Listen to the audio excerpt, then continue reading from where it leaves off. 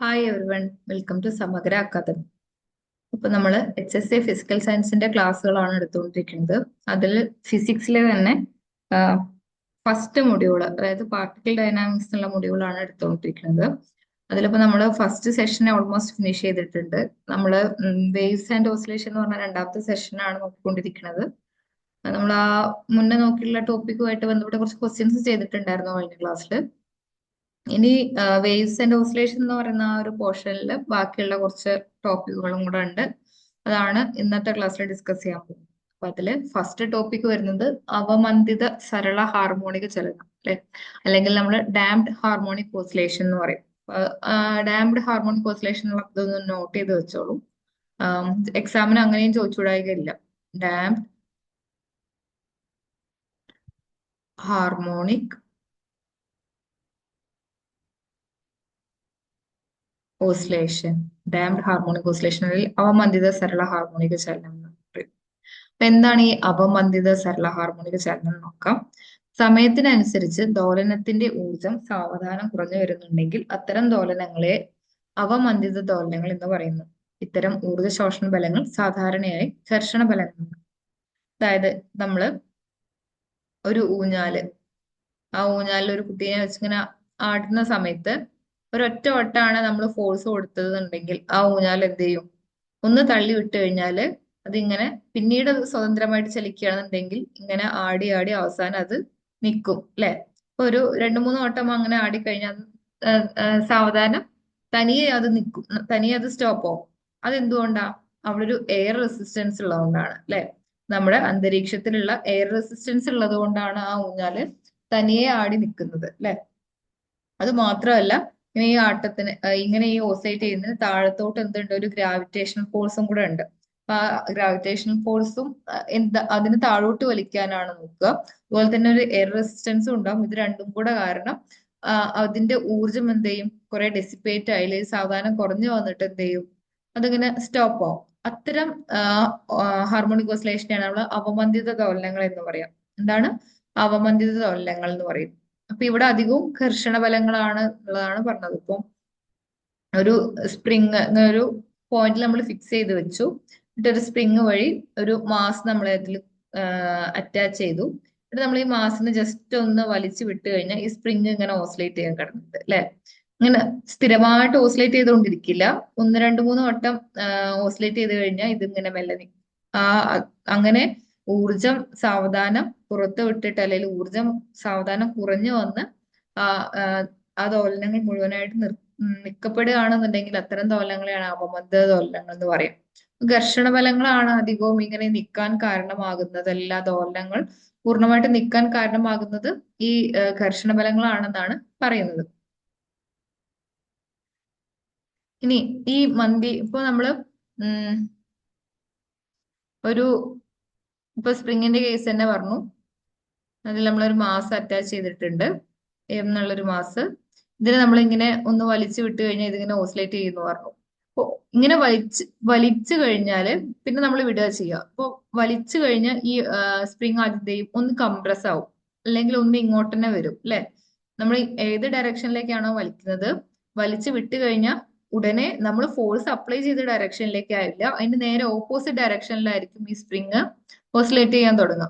അപ്പൊ അത് അവിടെ എന്ന് പറയുന്നത് ഒരു റെസ്റ്റോറിങ് ഫോഴ്സ് ആണ് എന്ന് പറയാം. ഒരു റെസ്റ്റോറിങ് ഫോഴ്സ് ആക്ട് ചെയ്യുന്നുണ്ട് എന്ന് പറയാം, അല്ലെങ്കിൽ പുനഃസ്ഥാപന ബലം എന്നൊക്കെ നമ്മൾ മലയാളത്തിൽ പറയാറുണ്ട്. അപ്പോ അങ്ങനെ ഒരു പുനഃസ്ഥാപന ബലം അവിടെ പ്രവർത്തിക്കുന്നുണ്ട്. അതിന് പുറമെ എന്തും കൂടെ ഉണ്ട്? ഒരു എയർ റെസിസ്റ്റൻസ്, അല്ലെങ്കിൽ എന്തെങ്കിലും ഒരു ഘർഷണ ബലം, അല്ലെങ്കിൽ എന്തെങ്കിലും ഒരു മന്ദീകരണ ബലം എന്ന് നമുക്ക് പറയാം. അതിനെ മന്ദീകരിക്കപ്പെടുത്തുന്ന ഒരു ബലം, അതിനെ നമ്മൾ FD എന്ന് സൂചിപ്പിക്കും. അങ്ങനെയാണെന്നുണ്ടെങ്കിൽ അതിന് നമ്മൾ -BV, FD എന്ന് പറയുന്നത് എന്തിനോട് ഈക്വൽ ആണ്? -BV ഈക്വൽ ആണ്. മന്ദീകരണ ബലം എന്ന് പറയുന്നത് -BV ആണ്. ബി എന്ന് പറയുന്നത് ഒരു കോൺസ്റ്റന്റ് ആണ്. അത് എന്തിനെയാണ് ഡിപ്പെൻഡ് ചെയ്യുന്നത്? ആ നമ്മുടെ മാധ്യമത്തിന്റെ സ്വഭാവ സവിശേഷതകളെ ആശ്രയിക്കുന്ന ഒരു പോസിറ്റീവ് സ്ഥിരാങ്കം അല്ലെങ്കിൽ കോൺസ്റ്റന്റ് ആണ് ബി എന്ന് പറയുന്നത്. ഇനി ഒരു മാസിനെ സ്പ്രിംഗിൽ സ്വതന്ത്രമായി തൂക്കിയിട്ടാൽ വസ്തുവിന് ഉണ്ടാകുന്ന പുനഃസ്ഥാപന ബലം നമ്മൾ നേരത്തെ പറഞ്ഞു, അല്ലെ? റെസ്റ്റോറിംഗ് ഫോഴ്സിലെ പുനഃസ്ഥാപന ബലം അതെന്താണ്? FS = -KX. ഇത് ഏത് നിയമമാണ്? ഹുക്സ് ലോ ആണ് കേട്ടോ. അപ്പൊ F S equal to minus K X. അതുകൊണ്ട് ഒരു നിശ്ചിത സമയത്ത് മാസിൽ പ്രയോഗിക്കുന്ന ബലം എന്തൊക്കെയായിരിക്കും? ഇങ്ങനെയുള്ള ഒരു സ്പ്രിങ്ങിൽ എന്തൊക്കെ ബലം പ്രയോഗിക്കപ്പെടുന്നുണ്ടാവും? ഒരു റെസ്റ്റോറിംഗ് ഫോഴ്സ് ഉണ്ടായിരിക്കും, ഒപ്പം ഒരു എയർ റെസിസ്റ്റൻസ് തന്നെ ആയിക്കൊള്ളുന്നില്ല എല്ലാ സമയത്തും, ഒപ്പം ഒരു മന്ദീകരണ ബലവും ഉണ്ടായിരിക്കും അല്ലെ. അപ്പൊ നമുക്ക് ടോട്ടൽ ഫോഴ്സിനെ നമുക്ക് ഇതിന്റെ രണ്ടിന്റെയും കൂടി സമ്മായിട്ട് എഴുതാൻ പറ്റും. അതിനെയാണ് minus K X plus minus B V. അപ്പൊ minus K X minus B V എന്ന് വരും ടോട്ടൽ ഫോഴ്സ്. പക്ഷെ ന്യൂട്ടന്റെ രണ്ടാം ചലന നിയമം അനുസരിച്ച് ഫോഴ്സ് എന്ന് പറയുന്നത് എന്താണ്? എം എ ആണ് അല്ലെ, മാസ് ഇൻറ്റു ആക്സലറേഷൻ അല്ലെങ്കിൽ ത്വരണം. അപ്പൊ നമുക്ക് ഈ ഒരു ഇക്വേഷൻ എങ്ങനെ റീറൈറ്റ് ചെയ്യാം?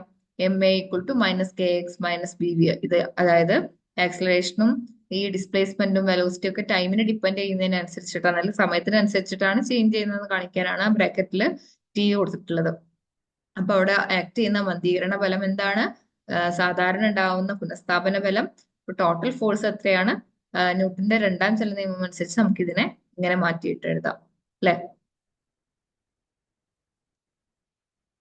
എന്താ പറയുന്നത് നോക്കാം.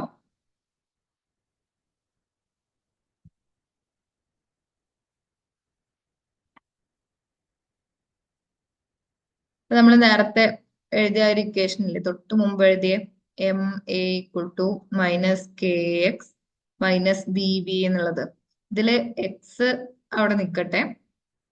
വി എന്ന് പറയുന്നത് വെലോസിറ്റി എന്ന് പറയുന്നത് D X by D T ആണ് അല്ലെ. അതുപോലെ തന്നെ എ എന്ന് പറയുന്നത് D V by D T ആണ്.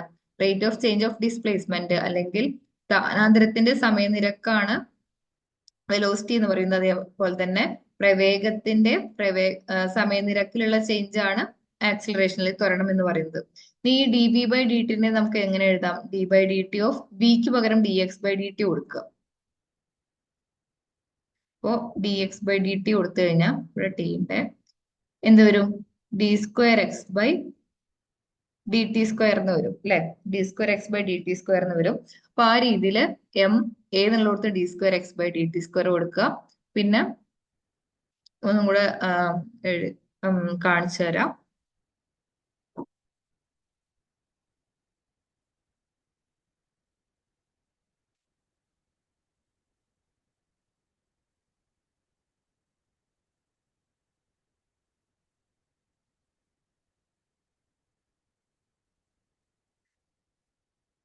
നമ്മള് m A equal to minus K X minus B v എന്നാണെന്ന് പറഞ്ഞു അല്ലെ. ഇതില് എക്ക് പകരം d square X by D T square കൊടുത്തു, മൈനസ് കെ എക്സ് അതുപോലെ എഴുതി, മൈനസ് ബി ഇൻറ്റു വി അല്ലെ, വിക്ക് പകരം D X by D T കൊടുത്തു. ഇതിനെ നമുക്ക് എങ്ങനെ എഴുതാം? M D square X by D T square plus K X plus B D X by D T equal to 0 അല്ലെ. പിന്നെ ഒന്നുകൂടെ റീഅറേഞ്ച് ചെയ്ത് എഴുതുകയാണെന്നുണ്ടെങ്കിൽ M D square X by D T square plus B D X by D T plus K X equal to 0 എന്ന് കിട്ടും. അപ്പൊ ഇതാണ് നമ്മുടെ അവമന്ദിത ഹാർമോണിക ചലനത്തിന്റെ അല്ലെങ്കിൽ ഡാംഡ് ഹാർമോണിക് ഓസിലേഷന്റെ ഡിഫറൻഷ്യൽ ഇക്വേഷൻ എന്ന് പറയുന്നത്. എന്താണ് ഡിഫറൻഷ്യൽ ഇക്വേഷൻ എന്ന് പറയുന്നത്? ഇങ്ങനെയാണ് ഈ ഒരു ഇക്വേഷനിലേക്ക് നമ്മൾ എത്തിപ്പെടുന്നത്. ഇതിന്റെ മൂല്യം, ഈ ഒരു ഇക്വേഷന് ഒരു സൊല്യൂഷൻ ഉണ്ടാവും അല്ലെ. ഇപ്പൊ ഏതൊരു ഇക്വേഷൻ എടുത്താലും അതിന്റെ കറസ്പോണ്ടിങ് സൊല്യൂഷൻ ഉണ്ടാവും. അതിന്റെ സൊല്യൂഷൻ എങ്ങനെയാ വരിക? A e raise to minus B T by 2m cos omega t plus 5 എന്നാണ് വരിക. ഇവിടെ ഒമേഗ എന്ന് പറയുന്നത് എന്താണ്? അതിന്റെ കോണീയ ആവൃത്തിയാണ് അല്ലെങ്കിൽ ആംഗുലാർ ഫ്രീക്വൻസി. എന്താണ് ആംഗുലാർ ഫ്രീക്വൻസി? എ എന്ന് പറയുന്നത് അതിന്റെ ആയിതി അല്ലെങ്കിൽ ആംപ്ലിറ്റ്യൂഡ് ആണ്. എങ്കിൽ കോണീയ ആവൃത്തിയുടെ സമവാക്യം നമ്മൾ സാധാരണ ഒരു സിമ്പിൾ ഹാർമോണിക് മോഷനിൽ സ്പ്രിങ്ങിന്റെ ഒക്കെ കോണീയ ആവൃത്തി അല്ലെങ്കിൽ ആംഗുലർ ഫ്രീക്വൻസി എന്താ പറയുക? Square root of k by m. എന്നാൽ ഇവിടെ ഒരു മന്ദീകരണ ബലം കൂടെ വരുന്നുണ്ട്. അതുകൊണ്ട് കോണീയ ആവൃത്തിയുടെ സമവാക്യത്തിൽ ചെറിയൊരു ചേഞ്ച് ഉണ്ട്. Square root of k by m minus b square by 4m square. എന്താണ് വരിക? K by m minus b square by 4m square. ഇവിടെ നോക്കൂ, ഇതില് ബി എന്നത് 0 ആണെന്നുണ്ടെങ്കിൽ, അതായത് അവിടെ ഡാമ്പിങ് ഒന്നുമില്ല, മന്ദീകരണ ബലങ്ങളൊന്നും ഇല്ല എന്നുണ്ടെങ്കിൽ അത് എന്ത് തന്നെയായി? ഒമേഗ എന്ന് പറയുന്നത് square root of k by m തന്നെ ആയില്ലേ. ഇതെന്താണ്? സിമ്പിൾ ഹാർമോണിക് മോഷൻ ആണ്. നമ്മൾ നേരത്തെ പറഞ്ഞ സിമ്പിൾ ഹാർമോണിക് മോഷൻ ആണ്. ഇപ്പൊ ഡാമ്പിങ് ഉള്ളത് കൊണ്ടാണ്, അല്ലെങ്കിൽ ആ മന്ദീകരണ ബലം അവിടെ പ്രയോഗിക്കപ്പെടുന്നുള്ളത് കൊണ്ടാണ് ഈ കോണീയ ആവൃത്തിയിൽ ഈ ഒരു ടേമും കൂടെ കടന്നു വരുന്നത്. ഓക്കെ, ഇപ്പൊ ക്ലിയർ ആയെന്ന് വിചാരിക്കുന്നു. ഇതാണ് അതിന്റെ ഡിഫറൻഷ്യൽ ഇക്വേഷൻ. ഇത് പ്രോബ്ലം ആയിട്ടൊന്നും ചോദിക്കില്ല. ചിലപ്പോ അവമന്ദിത ദോലനത്തിന്റെ ഡിഫറൻഷ്യൽ സമവാക്യം താഴെ പറയുന്നതിൽ ഏതാണ്, അല്ലെങ്കിൽ അതിന്റെ കോണീയ ആവൃത്തിയുടെ ഇക്വേഷൻ താഴെ പറയുന്നതിൽ ഏതാണ്, അങ്ങനെയൊക്കെ ചോദിക്കാം. അതിന്റെ സൊല്യൂഷൻ താഴെ പറയുന്നതിൽ ഏതാണ്, അങ്ങനെയൊക്കെ ചോദിക്കുള്ളൂ. അല്ലാതെ പ്രോബ്ലം ആയിട്ട് ചോദിക്കാനുള്ള ഒരു സാധ്യത കുറവാണ് എന്നാണ് എനിക്ക് തോന്നുന്നത്. ഓക്കെ, അപ്പൊ ഇത് മനസ്സിലായെന്ന് വിചാരിക്കുന്നു. നെക്സ്റ്റ് ടോപ്പിക്കിലേക്ക് പോവാം. ഇനിയിപ്പോ നമ്മൾ പറഞ്ഞു ഡിഫറൻഷ്യൽ ഇക്വേഷനും അതിന്റെ സൊല്യൂഷനും ഒക്കെ പറഞ്ഞു. ഇനി എനർജി അല്ലെങ്കിൽ ഊർജത്തിന്റെ സമവാക്യമാണ് e of t equal to half k a square e raise to minus B T by m. ഇതാണ് എനർജിയുടെ സമവാക്യം. സമവാക്യം അനുസരിച്ച് വ്യൂഹത്തിലെ ആകെ ഊർജം സമയത്തിനനുസരിച്ച് എക്സ്പോണൻഷ്യൽ ആയി കുറയുന്നു എന്ന് മനസ്സിലാക്കാം. ഇവിടെയൊക്കെ നമ്മൾ ഒരു എക്സ്പോണൻഷ്യൽ ടേം, നേരത്തെ minus E raise to minus B T by two എന്നുള്ള ടേം ഉണ്ടായിരുന്നു. എനർജി ഡേയിലാണെങ്കിൽ minus B T by M എന്നുള്ള ഒരു ടേം ഉണ്ട് അല്ലെ. അപ്പം ഇതിന്നൊക്കെ എന്താ മനസ്സിലാക്കുക? നമ്മൾ ഒരു ഊഞ്ഞാലിനെ ഇങ്ങനെ, അല്ലെങ്കിൽ ഒരു സിമ്പിൾ പെൻഡുലം ഇങ്ങനെ ഓസിലേറ്റ് ചെയ്തുകൊണ്ടേ ഇരിക്കുകയാണെന്നുണ്ടെങ്കിൽ അതിന്റെ ആംപ്ലിറ്റ്യൂഡ് ഒരു കോൺസ്റ്റന്റ് ആയിരിക്കും അല്ലെ. അപ്പൊ അതിങ്ങനെ ഒരു കോൺസ്റ്റന്റ് ആംപ്ലിറ്റ്യൂഡ് അല്ലെങ്കിൽ ഒരു കോൺസ്റ്റന്റ് ആയതിൽ ഇത് ഇങ്ങനെ ഓസിലേറ്റ് ചെയ്തുകൊണ്ടിരിക്കും. എന്നാൽ സാധാ നമ്മുടെ കേസിൽ ഒരു എയർ റെസിസ്റ്റൻസ് ഒക്കെ ഉണ്ടെന്നുണ്ടെങ്കിൽ ഈ ഓസിലേഷൻ ഫസ്റ്റ് നല്ല ഓസിലേറ്റ് ചെയ്യും, പിന്നെ ഈ ഓസിലേഷൻ ഇങ്ങനെ കുറഞ്ഞു വരും, പിന്നെ കുറഞ്ഞു കുറഞ്ഞു കുറഞ്ഞു ഇങ്ങനെ നിൽക്കും അല്ലെ. അപ്പൊ ആ സമയത്ത് എന്തായിരിക്കും ഈ വേവ് വരിക അല്ലെങ്കിൽ കർവ് വരിക? ആദ്യം നല്ല ആയത് അല്ലെങ്കിൽ ആംപ്ലിറ്റ്യൂഡ് ഉണ്ടാവും, പിന്നെ ആംപ്ലിറ്റ്യൂഡ് ഇങ്ങനെ കുറഞ്ഞു കുറഞ്ഞു കുറഞ്ഞു കുറഞ്ഞു കുറഞ്ഞു ഇങ്ങനെ വരും, പിന്നെ അത് സ്റ്റോപ്പ് ആവും. അതാണ് ഈ ഗ്രാഫ് ഇവിടെ കാണിച്ചിട്ടുള്ളത്. ആദ്യത്തേതിൽ നിന്ന് ഇങ്ങനെ കുറഞ്ഞു കുറഞ്ഞു വരിക ചെയ്യുക. ക്ലിയർ ആയോ? അപ്പൊ ഇതാണ് ടൈമിനനുസരിച്ച് എക്സ്പോണൻഷ്യലി ആയിട്ടാണ് കുറയുന്നത്. ആംപ്ലിറ്റ്യൂഡ് എങ്ങനെയാ കുറയുന്നത്? എക്സ്പോണൻഷ്യലി ആയിട്ടാണ് കുറയുന്നത്, അല്ലാതെ ലീനിയർ ആയിട്ടല്ല, എക്സ്പോണൻഷ്യലി ആയിട്ടാണ് ഇവിടെ ആംപ്ലിറ്റ്യൂഡ് കുറയുന്നത്. അതാണ് ഈ raise to minus B T by M എന്നുള്ള ഒരു ടേം അവിടെ വരാൻ കാരണം. ഇനി അവമന്ദിത ദോലനത്തിന്റെ ആയത് എന്താണ്?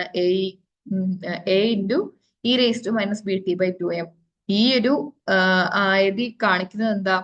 ആംപ്ലിറ്റ്യൂഡ് കോൺസ്റ്റന്റ് അല്ല, എക്സ്പോണൻഷ്യലി ആയിട്ട് അത് ടൈമിനനുസരിച്ച് കുറയുന്നുണ്ട് എന്നുള്ളതാണ് അതിന്റെ ആയതിയുടെ ഇക്വേഷനിൽ നിന്നും നമുക്ക് മനസ്സിലാക്കാൻ പറ്റുന്നത്. അപ്പം ഈ ഇക്വേഷൻസ് ഒക്കെ ജസ്റ്റ് ഒന്ന് മനസ്സിലാക്കി വെക്കുക.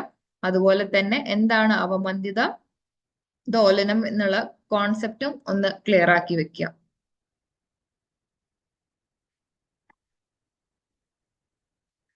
അപ്പോൾ അതിൽ ഇത്ര കാര്യങ്ങളൊക്കെ തന്നെയാണ് നമ്മുടെ ടെക്സ്റ്റ് ബുക്കിൽ പറയുന്നത്, +1 ടെക്സ്റ്റില്. അതുപോലെ തന്നെ പൊതുവെ ഞാൻ റെഫർ ചെയ്തിടത്തോളം ഇത്തരം കാര്യങ്ങളൊക്കെയാണ് നമ്മുടെ HSAക്കും ചോദിക്കാനുള്ളത്. ഇനി നമുക്കൊരു പ്രോബ്ലം ചെയ്ത് നോക്കാം. ഒരു സ്പ്രിങ്ങിൽ എം മാസ് ചേർത്ത് അറ്റാച്ച് ചെയ്തിട്ടുണ്ട്. സ്പ്രിങ് ഓരോ 2 സെക്കൻഡിലും ഓസിലേറ്റ് ചെയ്യുന്നുണ്ട്. മാസ് 5 കിലോഗ്രാം കൂട്ടുമ്പോൾ പീരീഡ് 3 കൂടുന്നുണ്ട്. സ്പ്രിങ് ഹുക്ക് നിയമം പാലിക്കുന്നുവെങ്കിൽ ആദ്യ മാസ് എത്രയായിരിക്കും? നമ്മുടെ ക്വസ്റ്റ്യൻ എന്താണ്? ഒരു സ്പ്രിങ് ഉണ്ട് അല്ലെ. ആ സ്പ്രിങ്ങില് ഒരു എം മാസ് ചേർത്ത് വെച്ചിട്ടുണ്ട്. ഈ സ്പ്രിങ് ഓരോ 2 സെക്കൻഡിലും ഓസിലേറ്റ് ചെയ്യുന്നു. 2 സെക്കൻഡിലും ഓസിലേറ്റ് ചെയ്യുന്നു എന്ന് പറഞ്ഞാൽ അതിന്റെ ടൈം പീരീഡ് 2 സെക്കൻഡ് ആണ്. ഇനി എന്താ നമ്മൾ ചെയ്യണത്? മാസ് 5 കിലോഗ്രാം കൂട്ടുമ്പോൾ, ആദ്യത്തത് എം ആയിരുന്നു എന്നുണ്ടെങ്കിൽ 5 കിലോഗ്രാം കൂട്ടുമ്പോൾ ടൈം പീരീഡും എത്ര കൂടുന്നുണ്ട്? 3 കൂടുന്നുണ്ട്. അപ്പൊ നേരത്തെ 2 ആയിരുന്നു എന്നുണ്ടെങ്കിൽ ഇപ്പൊ 2നോട് 3 കൂടി 5 ആയിട്ടുണ്ടാവും ടൈം പീരീഡ്. പിന്നെ എന്താ പറയുന്നത്? സ്പ്രിങ് ഹുക്ക് നിയമം പാലിക്കുന്നുണ്ട്. ഹുക്ക് നിയമം പാലിക്കുന്നുണ്ട് എന്ന് പറയുമ്പോൾ, ഹുക്സ് ലോ ഒബേ ചെയ്യുന്നുണ്ട് എന്ന് പറയുമ്പോൾ സിമ്പിൾ ഹാർമോണിക് മോഷൻ ആയിരിക്കും അല്ലെ. അല്ലെങ്കിൽ നമ്മൾ f equal to minus K x, അതാണ് ഹുക്സ് ലോ എന്ന് പറയുന്നത് അല്ലെ. അങ്ങനെയും പറയാം, അല്ലെങ്കിൽ സിമ്പിൾ ഹാർമോണിക് മോഷൻ ഒബേ ചെയ്യുന്നുണ്ട് എങ്കിൽ ആദ്യ മാസ് എത്രയായിരിക്കും? അങ്ങനെയാണെന്നുണ്ടെങ്കിൽ ഈ എമ്മിനെയാണ് കണ്ടുപിടിക്കേണ്ടത്. ക്വസ്റ്റ്യൻ ക്ലിയർ ആയെന്ന് വിചാരിക്കുന്നു. നമുക്കൊന്ന് ജസ്റ്റ് ഒന്ന് നോക്കി നോക്കാം. അപ്പൊ ഫസ്റ്റ് ടി എത്രയാന്ന് തന്നിട്ടുണ്ട്? 2 അല്ലെ. ഇനി ഒരു സ്പ്രിങ്ങിനെ സംബന്ധിച്ചിടത്തോളം ടി കാണാനുള്ള ഇക്വേഷൻ എന്താ? 2π into square root of M by K ആണ് അല്ലെ. 2π into square root of M by K ആണ് സ്പ്രിങ്ങിന്റെ ടൈം പീരിയഡ്. ഇനി സിമ്പിൾ പെൻഡുലത്തിന്റെ ആണ് എന്തായാലും നമ്മൾ പറഞ്ഞിട്ടുണ്ടായിരുന്നു 2π√L/G ആണ് സിമ്പിൾ പെൻഡുലത്തിന്. ഇവിടെ സ്പ്രിങ്ങിന്റെ കേസിൽ T=2π(m/k). അപ്പൊ തുടക്കത്തിൽ നമുക്ക് ഇത് m/k, സോറി 2πയും കൂടെ ഉണ്ട്, 2π(m/k) ആണ്. ഇനി രണ്ടാമത്തെ ടൈം പീരീഡ് 5 ആണ്. അതെങ്ങനെയാ 5 കിട്ടിയത്? 2നോട് 3 കൂട്ടുമ്പോ. അപ്പൊ അവിടെ എന്തിനും കൂടെ മാറ്റം വന്നിട്ടുണ്ട്, മാസിനും മാറ്റം വന്നിട്ടുണ്ട്. പുതിയ മാസ് m+5 ആണ് ബൈ k വരും അല്ലെ. ഇതിൽ നിന്ന് നമുക്ക് m ആണ് കണ്ടുപിടിക്കേണ്ടത്. അപ്പൊ m എങ്ങനെ കാണാൻ പറ്റും? 2/5 = 2π(m/k) divided by 2π(m+5/k). Common ആയിട്ടുള്ളതൊക്കെ കിട്ടും, ഇത് പോവും. അപ്പൊ ഇതിന്ന് 2/5 = m/k ഡിവൈഡഡ് ബൈ m+5/k. നമുക്ക് രണ്ട് ഭാഗം ഒന്ന് സ്ക്വയർ ചെയ്ത് നോക്കാം. അപ്പൊ ഇവിടെ 4/25 വരും, ഇവിടെ m/k/m+5/k എന്ന് വരും.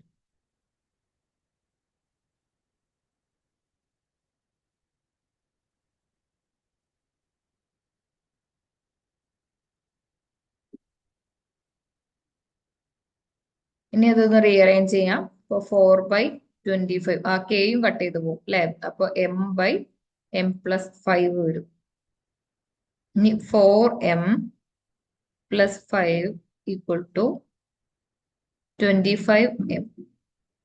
ഇതില് 4m+20 = 25m എന്ന് വരും. അപ്പോ 20 = 25m - 4m, that is equal to 21m എന്ന് വരും.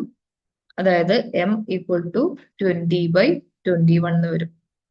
ഏകദേശം എത്ര വരും? 0.98 എത്തിയാ തോന്നുന്നു.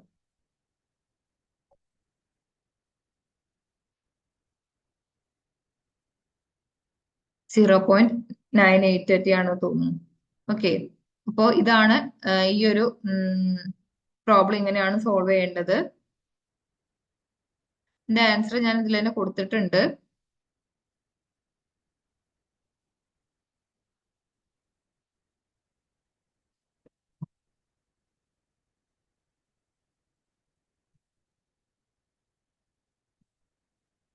(20/21 കിലോഗ്രാം ആണ്. ഇപ്പൊ സോൾവ് ചെയ്തത് നേരത്തെ സ്ലൈഡ് നോക്കിയിട്ട് റെഫർ ചെയ്താൽ മതി. അപ്പൊ ജസ്റ്റ് ഇത് ഇനി എന്ത് ചെയ്താൽ മതി, ഈ 2 = 2π√m/k എന്നുള്ളതും 2π√m+5/k എന്നുള്ളതൊന്ന് ഡിവൈഡ് ചെയ്താൽ മതി. അപ്പൊ നമുക്ക് എമ്മിന്റെ വാല്യൂ കിട്ടും കേട്ടോ. ഇനി അത്രയാണ് ഡാംഡ് ഹാർമോണിക് ഓസിലേഷനിൽ അല്ലെങ്കിൽ അവമന്ദിത ദോലനങ്ങളിൽ പറയാനുള്ളത്. ഇനി ഫോഴ്സ്ഡ് ഓസിലേഷൻ അല്ലെങ്കിൽ പ്രണോദിത ദോലനങ്ങൾ എന്താണെന്നാണ് നമ്മൾ പറയാൻ പോകുന്നത്. ഒരു വ്യൂഹം അതിന്റെ സന്തുലിതാവസ്ഥയിൽ നിന്നും അല്പം നീക്കിയതിനു ശേഷം സ്വതന്ത്രമാക്കുമ്പോൾ അത് അതിന്റെ സ്വാഭാവിക വൃത്തിയിൽ ദോലനം ചെയ്യുന്നു. അതായത് നമ്മൾ നേരത്തെ പറഞ്ഞ ഒരു സിസ്റ്റം നമ്മൾ ഓസിലേറ്റ് ചെയ്യുന്ന സമയത്ത് അതിങ്ങനെ ഓസിലേറ്റ് ചെയ്തുകൊണ്ടിരിക്കും. പക്ഷെ നമ്മൾ എന്തെങ്കിലും ഒരു ഉദാഹരണത്തിന് ഇപ്പൊ നമ്മൾ ഊഞ്ഞാലാടുന്ന ഒരാളെ നമ്മൾ ഊഞ്ഞാലാട്ടുകയാണെന്ന് വിചാരിക്കാം. നമ്മൾ ഇവിടുന്ന് ഇങ്ങനെ കോൺസ്റ്റന്റ് ആയിട്ട് ഒരു ഫോഴ്സ് ഇങ്ങനെ കൊടുത്തുകൊണ്ടിരിക്കുമ്പോൾ അതൊരു കോൺസ്റ്റന്റ് ആയതിൽ അല്ലെങ്കിൽ കോൺസ്റ്റന്റ് ആംപ്ലിറ്റ്യൂഡിൽ എന്ത് ചെയ്യും, അതിങ്ങനെ ഓസിലേറ്റ് ചെയ്തുകൊണ്ടേയിരിക്കും അല്ലെ.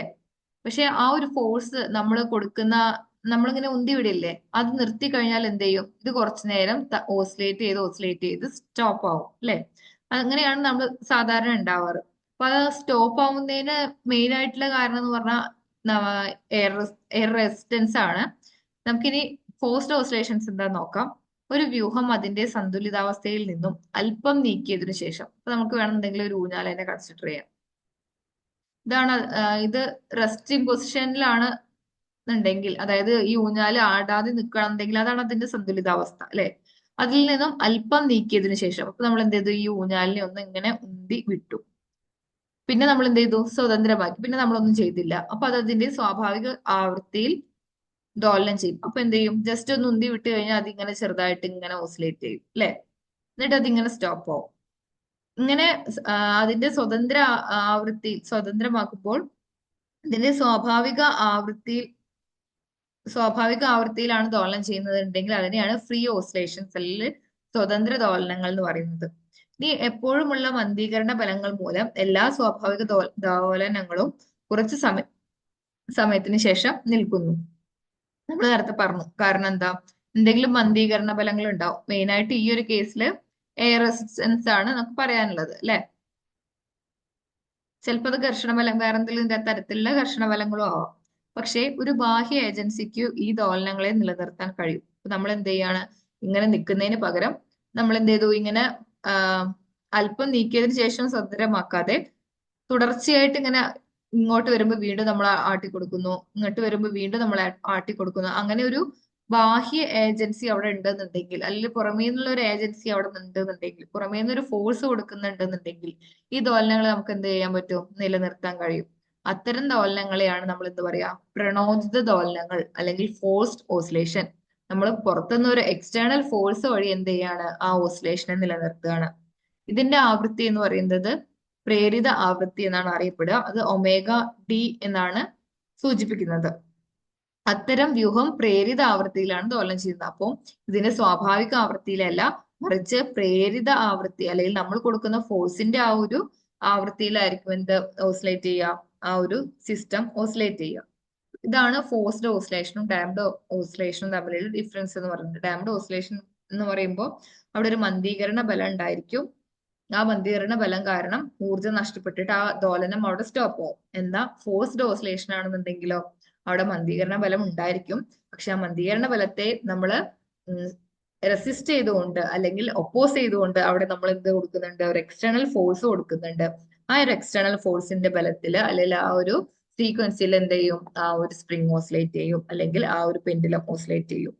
ഇവിടെ പ്രയോഗിക്കപ്പെടുന്ന ബാഹ്യബലം നമ്മൾ F0 cos omega D T എന്നാണ് എടുക്കുന്നത് ഉണ്ടെങ്കിൽ, ആ ബാഹ്യബലത്തിൽ നമ്മൾ F0 കോസ് തീറ്റ അല്ലെങ്കിൽ കോസ് ഒമേഗ ടി എന്ന രീതിയിൽ എടുക്കുകയാണെന്നുണ്ടെങ്കിൽ, ആ ഒരു സ്പ്രിങ്ങിന്റെ കേസിൽ അല്ലെ എന്തൊക്കെ ബലങ്ങളാണ് ടോട്ടൽ ഉണ്ടാവുക? ഇങ്ങനെ ഇപ്പൊ ഒരു സ്പ്രിങ്, അതിൽ മുകളിൽ ഒരു മാസ് അല്ലെ ഇവിടെ ഫിക്സ് ചെയ്ത് വെച്ചു. ഒന്ന് വലിച്ചു വിട്ട് കഴിഞ്ഞാൽ വലിക്കുന്നതോട് കൂടി അവിടെ ഒരു രേഖീയ പുനഃസ്ഥാപന ബലം ഉണ്ടാവും. അതായത് ഇങ്ങോട്ട് വലിക്കുമ്പോൾ സ്പ്രിങ്ങിനെ ഇങ്ങോട്ട് ഒരു പുനഃസ്ഥാപിക്കപ്പെടാനുള്ള ഒരു ടെൻഡൻസി ഉണ്ടാവും. അതിനെയാണ് പുനഃസ്ഥാപന ബലം. അത് സ്പ്രിങ്ങിന്റെ ഉള്ളിൽ നിന്ന് തന്നെ വരുന്നതാ അല്ലെ. ആ ഒരു പുനഃസ്ഥാപന ബലം ഉണ്ടാവും. പിന്നെ അവമന്ദന ബലം ഉണ്ടാവും അല്ലെ. കുറെ ഓസിലേറ്റ് ചെയ്ത് കഴിഞ്ഞാൽ പിന്നെ സ്റ്റോപ്പ് ആവാനുള്ള ഒരു ടെൻഡൻസി ഉണ്ടാവും. അപ്പൊ അവമന്ദന ബലം ഉണ്ടാവും. പിന്നെ നമ്മൾ എന്ത് ചെയ്യുന്നുണ്ട്? ബാഹ്യബലം കൊടുക്കുന്നുണ്ടെന്നുണ്ടെങ്കിൽ ആ ബലവും. അങ്ങനെ എല്ലാത്തിനെയും കൂടെ ചേർത്തിട്ടുള്ള അവിടെ സംയോജിത ബലം എന്ന് പറയുന്നത് -kxt -bbt പ്ലസ് നമ്മുടെ ബാഹ്യബലം. ഇത്രയും മാത്രമാണെന്നുണ്ടെങ്കിൽ അത് ഡാംഡ് ഹാർമോണിക് ഓസിലേഷൻ ആണ്, അല്ലെങ്കിൽ അവമന്ദിത ദോലനമാണ്. ഈ ഒരു ടേമും കൂടെ വരുമ്പോ എന്തായി? പ്രണോദിത ദോലനമായി. അപ്പൊ ഇതാണ് അവിടെയുള്ള സംയോജിത ബലം. പിന്നെ എഫിനെ നമുക്ക് എന്ത് ചെയ്യാം? എം എ എന്ന് മാറ്റി എഴുതാം. നേരത്തെ പോലെ തന്നെ ആക്സിലറേഷന് പകരം d²x/dt² കൊടുത്തു, വിക്ക് പകരം dx/dt കൊടുത്തു. എന്നിട്ടൊന്ന് അറേഞ്ച് ചെയ്തിടുമ്പോൾ നമുക്ക് നേരത്തെ ഇതില് =0 കിട്ടിയിരുന്നു എന്നുണ്ടെങ്കിൽ ഇവിടെ F0 cos ഒമേഗ t എന്ന് കിട്ടും. ഇനി ഇതിലുള്ള ആയതി എന്ന് പറയുന്നത് നമ്മൾ നേരത്തെ ആയതി ae−bt/2m എന്ന് പറഞ്ഞ എക്സ്പോണൻഷ്യൽ ആയിട്ട് കുറയുന്നു എന്നാണ് പറഞ്ഞിട്ടുണ്ടായിരുന്നത്. പക്ഷെ ഇവിടുത്തെ ആയതി കാണാനുള്ള ഇക്വേഷൻ ഇതാണ്. ഇത് ഇതൊക്കെയാണ് ഇക്വേഷൻസ് എന്നുള്ളത് മനസ്സിലാക്കി വെക്കുക. ക്വസ്റ്റ്യൻ എങ്ങനെയാ ചോദിക്കാന്നറിയില്ല. ഇതിനെ വെച്ചിട്ട് പ്രോബ്ലം ചോദിക്കാനൊന്നും എന്തായാലും ഉണ്ടാവില്ല. പക്ഷെ ഇതൊക്കെയാണ് ഇതിനുമായിട്ട് ബന്ധപ്പെട്ടുള്ള ഇക്വേഷൻസ് എന്ന് മനസ്സിലാക്കി വെക്കുക. നിങ്ങൾക്ക് എനിക്ക് തോന്നുന്നില്ല വേറൊരു കോച്ചിങ് ക്ലാസ്സിലും ഇത് ഇത്ര ഡീറ്റെയിൽ ആയിട്ട് എടുക്കും എന്നുള്ളത്. അക്കാര്യത്തില് ഞാൻ 100% ഷുവർ ആണ്. ഇത്രയും ഡീറ്റെയിൽ ആയിട്ട് ഒരു ക്ലാസ്സിലും കൊടുക്കുമെന്ന് എനിക്ക് തോന്നുന്നില്ല. നിങ്ങൾ എന്തായാലും ഇതൊക്കെ മനസ്സിലാക്കി വെച്ചോളൂ. ബൈഹാർട്ട് ചെയ്യണമെന്ന് ഞാൻ പറയുന്നില്ല, മനസ്സിലാക്കി വെച്ചോളൂ. എങ്ങനെ ക്വസ്റ്റ്യൻ വരിക നമുക്ക് പറയാൻ പറ്റില്ലല്ലോ. അതുകൊണ്ട് ഇതൊക്കെയാണ് ഫോഴ്സ്ഡ് ഓസിലേഷനുമായിട്ട് ബന്ധപ്പെട്ടിട്ടുള്ള ഇക്വേഷൻസ് അല്ലെങ്കിൽ സമവാക്യങ്ങൾ. ഇത് വേറെ പുറമേ നിന്ന് എവിടെ നിന്നുള്ള സമവാക്യങ്ങളല്ല, നമ്മുടെ ടെക്സ്റ്റ് ബുക്കിൽ തന്നെയുള്ള സമവാക്യങ്ങളാണ്. അതുകൊണ്ടാണ് ഞാൻ ജസ്റ്റ് ഒരു ഫോഴ്സ് ഓസിലേഷൻ എന്നുള്ള ഒരു ടേം മാത്രമാണ് നമ്മുടെ സിലബസിൽ പറയുന്നത്. പക്ഷെ അതിന്റെ കൂടെ ഇത്തരം സമവാക്യങ്ങളും കൂടെ ചേർത്ത് എടുത്തതാണ്. നമ്മുടെ ടെക്സ്റ്റ് ബുക്കിലുള്ളത് തന്നെയാണ്, അതുകൊണ്ടാണ് ഇൻക്ലൂഡ് ചെയ്യിച്ചത് കേട്ടോ. ഇപ്പൊ എടുക്കാൻ കുറച്ച് എടുത്തിട്ടുള്ളൂ, പക്ഷെ കുറച്ച് ഗതികെട്ട ഇക്വേഷൻസും കാര്യങ്ങളും ആയതുകൊണ്ടാണ് ഞാൻ ടോപ്പിക് വീഡിയോന്റെ ലെങ്ത് കുറച്ചത്. ബോറടിക്കാതെ കാണട്ടെ, പഠിക്കട്ടെ എന്ന് കരുതിയിട്ട്. അപ്പോൾ ഈ ടോപ്പിക്കുകൾ എന്തായാലും നല്ലപോലെ പഠിക്കുക. പിന്നെ ആ പ്രോബ്ലം ഒക്കെ ഒന്ന് ഒറ്റയ്ക്കൊന്ന് ചെയ്ത് നോക്കുക. ഈ ഒരു പ്രോബ്ലം തന്നെ ചോദിക്കൂ. ഇപ്പോ നിങ്ങൾ ചോദിക്കുന്നുണ്ടാവും ഇത്രയും സോൾവ് ചെയ്യാനൊക്കെ പി എസ് സിക്ക് ചോദിക്കാം, ചോദിച്ചോളണമെന്നില്ല. പക്ഷെ ഈ ഒരു പ്രോബ്ലം സോൾവ് ചെയ്യുന്ന സമയത്ത് ഇതുമായി ബന്ധപ്പെട്ട അല്ലെങ്കിൽ ഏകദേശം ഇതേ മോഡൽ വരുന്ന ഒരുവിധം പ്രോബ്ലംസ് ഒക്കെ നിങ്ങൾക്ക് സോൾവ് ചെയ്യാനുള്ള ഒരു എബിലിറ്റി കിട്ടും. അത് ഉണ്ടാവട്ടെ എന്ന് കരുതിയിട്ടാണ് ഇത്തിരി ലെങ്തി ആയിട്ട് ആൻസർ വരുന്ന ഒരു ക്വസ്റ്റ്യൻ തന്നെ ചെയ്യിക്കുന്നത്. എന്നുവെച്ചാൽ ചിലപ്പോ ഈ ഒരു ഇക്വേഷൻ എന്താണ്, അല്ലെങ്കിൽ ടൈം പീരീഡ് കണ്ടുപിടിക്കുക എങ്ങനെയാണെന്ന് ചെറിയ ചെറിയ ക്വസ്റ്റ്യൻസ് ആയിരിക്കാം, പ്രോബ്ലം ക്വസ്റ്റ്യൻസ് ആണെന്നുണ്ടെങ്കിൽ ചോദിക്കുക. പക്ഷെ നമ്മൾ നല്ലൊരു ക്വസ്റ്റ്യൻ തന്നെ ചെയ്ത് പ്രാക്ടീസ് ആവട്ടെ എന്ന് കരുതിയിട്ടാണ്. പിന്നെ കോൺസെപ്റ്റ് ഒക്കെ ക്ലിയർ ആക്കി വെക്കുക, ഓരോന്നിന്റെ ഇക്വേഷൻസ് ഒന്ന് നോക്കി വെക്കുക. അപ്പോ നല്ലപോലെ പ്രിപ്പയർ ചെയ്യുക. നോട്ടിഫിക്കേഷൻസ് വന്നിട്ടില്ല അറിയാം, പക്ഷെ നമ്മൾ പ്രിപ്പയർ ചെയ്തുകൊണ്ടിരിക്കുക. റാങ്ക് ലിസ്റ്റിൽ ഒന്നാമത് എത്തുക എന്നുള്ളതായിരിക്കണം നമ്മുടെ ലക്ഷ്യം, അല്ലാതെ ഉടനെ ജോലി കിട്ടുക എന്നുള്ളതാണ് നമ്മുടെ ലക്ഷ്യം. അല്ലാതെ എന്തെങ്കിലും കാലത്ത് അല്ലെങ്കിൽ റാങ്ക് ലിസ്റ്റിൽ നിന്ന് വിളിക്കോ വിളിക്കില്ലേ എന്നുള്ളൊരു കൺഫ്യൂഷന് പുറത്തിരിക്കേണ്ട ഒരു അവസ്ഥ വരാതെ നല്ല പോലെ പഠിച്ച് നല്ല ഒരു ജോലി തന്നെ, ഈ ജോലി ഉടനെ തന്നെ കിട്ടട്ടെ എന്ന് കരുതി ആത്മാർത്ഥമായിട്ട് പരിശ്രമിക്കുക. നല്ലൊരു ദിനം ആശംസിച്ചുകൊണ്ട് നിർത്തുന്നു. Thank you.